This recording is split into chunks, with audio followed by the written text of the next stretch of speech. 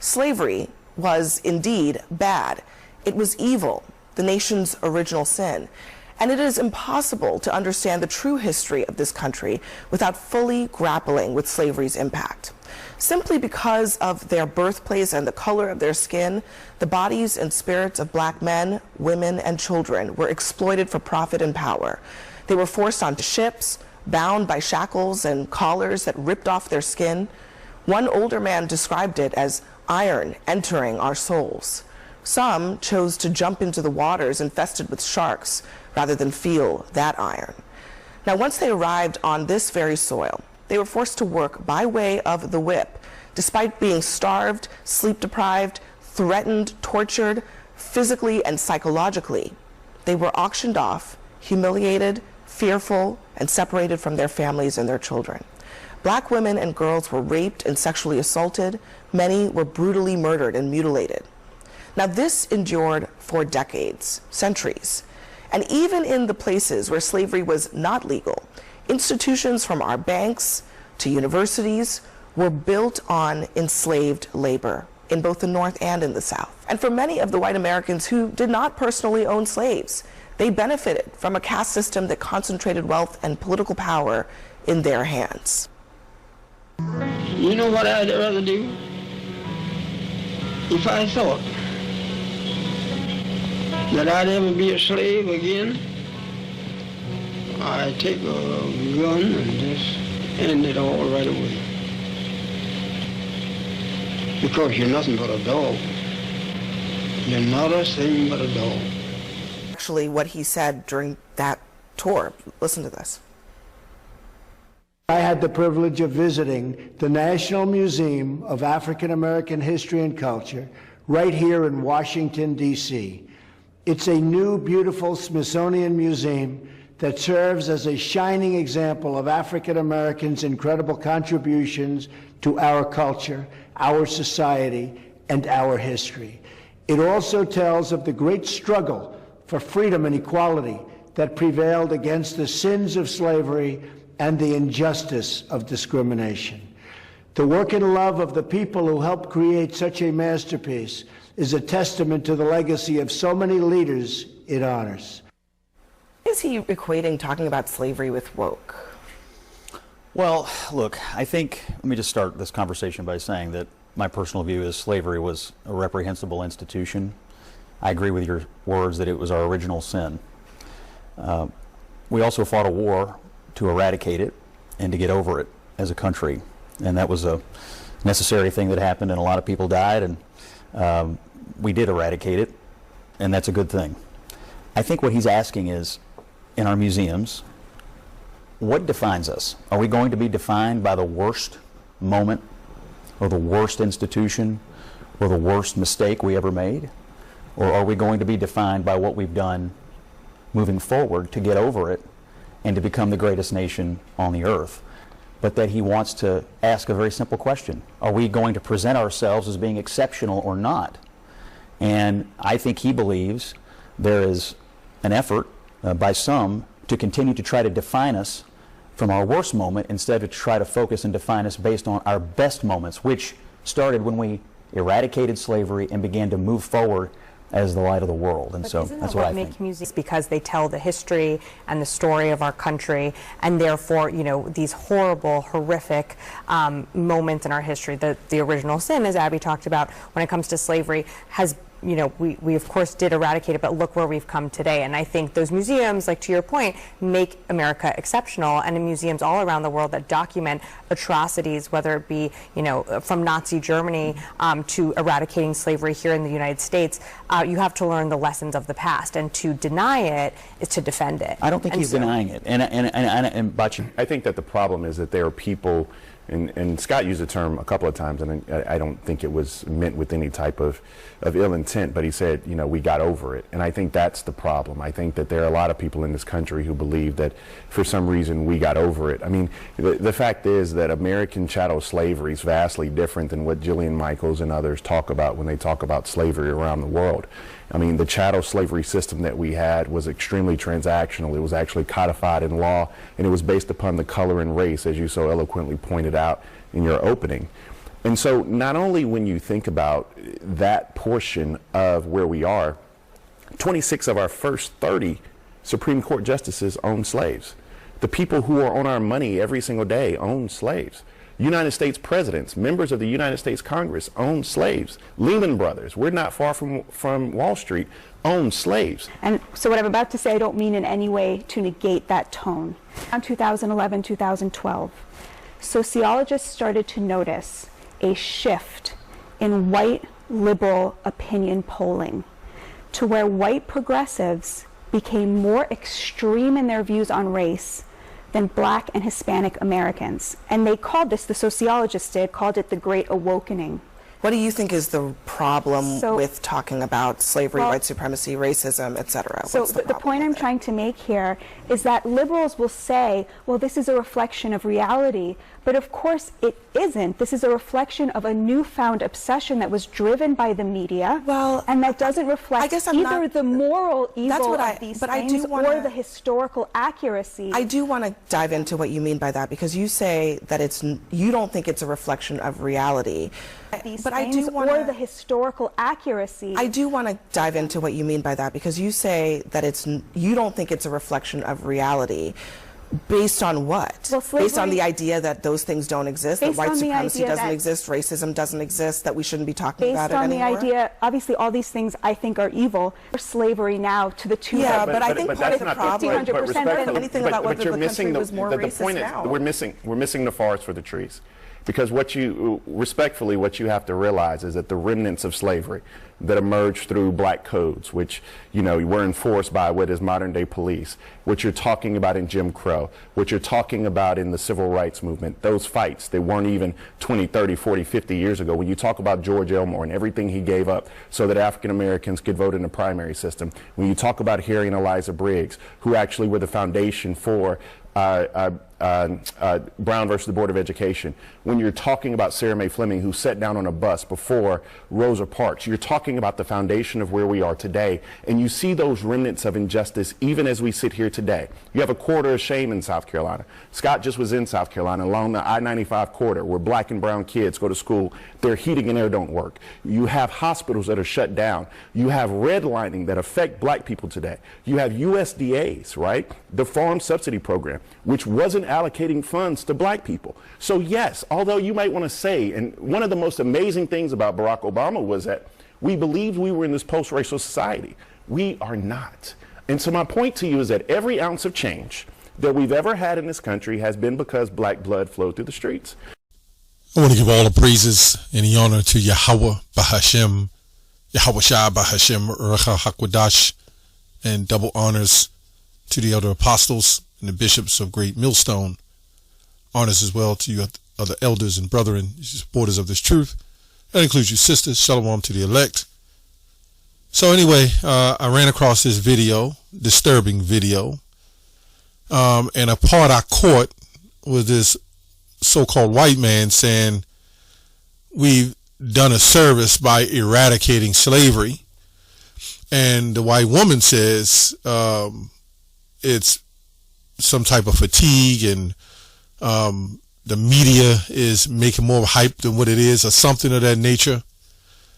As I always say, oppressors always tell you that to live in peace, don't worry. And Christianity plays a part in this too. I'm talking about false Christianity, right, where they took the Bible and gave it back to us. This proves this wasn't a white man's book, but they did take it and gave it back to us. Obey your master, so forth and so on. But the Jake was going in, as they say, cooking, but the Jake was going in. But the only problem with these people who sit up there and fight about this is the very thing that happened to us, they want to avoid. And right? And the Lord does not want to avoid that, because what happened to us will happen to them. Right? Double unto her according to her works. Right? As Revelation 18 say. So he kind of says, he broke down correctly chattel slavery, things I would say, it's on the money. It's a psychological issue, as far as how we were bred. when you look at the repercussions of broken families, broken homes, and us being destroyed as a nation, people, and why you have YNs, gangbangers, thugs. This is generations of systematic or systemic, as they say, I don't know, oppression and slavery, post-slavery, because it's still slavery. Jeremiah 8:11, I may quote some scriptures, says, they healed the hurt of the daughter of my people slightly, saying, peace, peace, when there is no peace. Right? So this man says, we eradicated slavery. But did you hear about the Elaine massacres? Right? Did you hear about Tulsa, Oklahoma? Did you hear about Rosewood? I could Google several massacres, the Bear River massacres, the younger brother going to. We had many onslaughts and massacres even after slavery. So you would think since slavery was done away with and it's eradicated, then everybody will be equal, right? No, we never got the 40 acres and a mule. We were still looked at as a partial man, or whatever the case is. Then through the parable of Lazarus, the rich man and Lazarus, when you read that parable, how the rich man, which is Esau, and how he's doing so well, and what they've done to us. And then the other nations fly over here and come in on ships, and in this very great country, right, outsource jobs and money and items and products, right, for big business. And we're the biggest mass consumers, so-called blacks, Hispanics, and Native Americans. But anyway, let me go to Deuteronomy 20:15. I'll come back to this. But it shall come to pass, if thou wilt not hearken unto the voice of the Lord thy God, to observe and do all his commandments and his statutes, which I command thee this day, that all these curses shall come upon thee and overtake thee. Now, this country is always talking about it's America great, is set up by God. Well, what is God telling you here? Let me get one I know I should have had up in one of the first scriptures. Let's go to Numbers. Is it 34 or 35? I know it's somewhere. 34. No, it must be 35. Is it Numbers 35? I don't know. It's somewhere in here. Nope, it's not Numbers 35. What is it? It's in Numbers 35. Let's go to 32.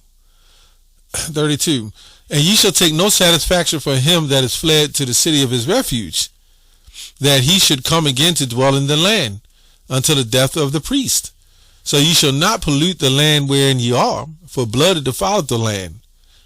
And the land cannot be cleansed of the blood that is shed therein, but by the blood of him that shed it. This goes to Revelation 18, right? Or Revelation 13. He that leadeth into captivity shall go into captivity. And remind you, this country, this great country, was built so-called off a Christian nation.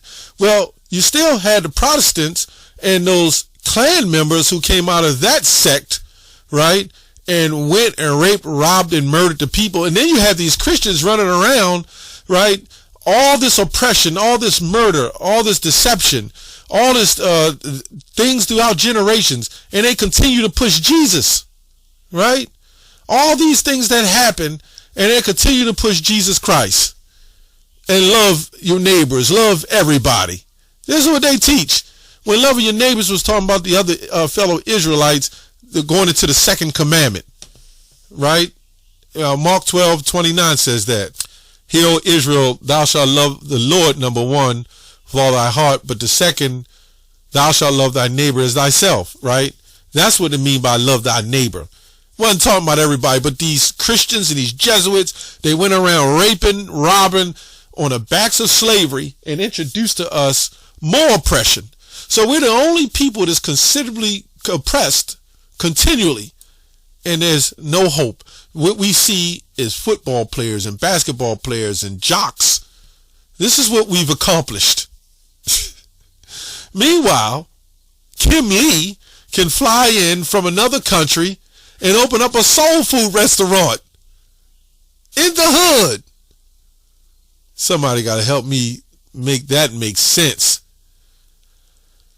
Anyway, I'm going to try to get through this quick. Curse shall thou be, that cometh in, and curse shall thou be when thou goest out. All these curses is on us, man.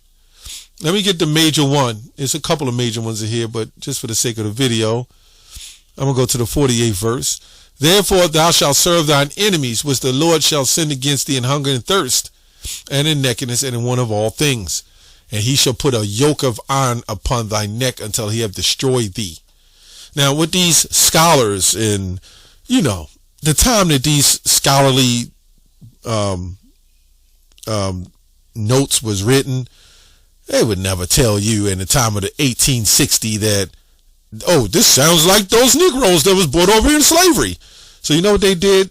They said, oh, that happened in Babylon. It was fulfilled, right? Because everything after the Messiah is not fulfilled. But these same people that claim to be us, and this is what this whole thing was about, right? Take us, break us from our identity, from our heritage, give us the punishment that the Lord gave us, so these people can then say that they're the Jays, right? They're the Jews. Let me just say it straight. And you're the Christian, right? So we can see through slavery, racism, and everything else that Acts 11:26 says the disciples were Christians. So the Jews were actually Christians. You can't be a people of God, right, and just strictly say that's what you are, right? So over time, they fought, as they say, they fought to eradicate slavery. That's what I want to get into. We fought to eradicate slavery. No, what happened is those elites, they now know that we were a broken people, and now we're going to just make a new slavery, right? First of all, to eradicate slavery, you would have to eradicate everything that came with it, and you would have to set everything back in order that you took apart. And the only way that can happen is if it happened to you too, right? Let's get Ecclesiastes 3:15. Let's get Ecclesiastes 3:15. Now, going back to Deuteronomy 28, there was, let's say that was the case, there was different dispensations of time where perpetual judgments of slavery happened, right? Like the woman that in Assyria that ate her child. The two women got together, the one ate the child because they starved, and we see this again in 70 AD. We've seen it quite a few times, right? The slavery that we took in Babylon, we could see that various times as we could see today as we had slavery in Egypt. You get the point. Nothing's really changed. That's why Ecclesiastes 1:9 says there's no new thing under the sun, right? Ecclesiastes 3:15, that which has been is now, and that which is to be have already been. And God required that which is past. I actually got this scripture from Elder Apostle Ramla years ago when I first found out the truth. And he was out on the hedges, and I remember them reading that scripture, and it always stuck in my head. This is a very powerful scripture. The Lord required that which is past. This great country that was so built and off of bloodshed and guilt, murder, and deception, right? They require blood. They require the past. They even hold memorials for it, right?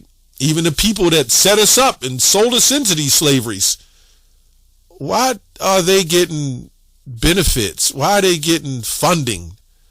What about us? And this is what so-called black people have been saying. Reparations going to repair it. You cannot repair it with no amount of money. That's why I read Numbers 35. The only way it can be repaired is when it happens to you, right? That's it. And that's what they're afraid of. You know, this is what the problem is. They're afraid of that. Let's get Isaiah 46:9. It says, remember the former things of old. Don't they keep telling us to forget about it? Right. So now that everybody, they set up Christians, they set up peacemakers, so to speak, to have eradicate slavery and tell us forget about it. But you got to understand, that's like shooting me up with a particular poisons, right? It alters my DNA. and then from my genealogy on, I'm destroyed, and my sons and daughters are destroyed, and then you say, let's eradicate the poison.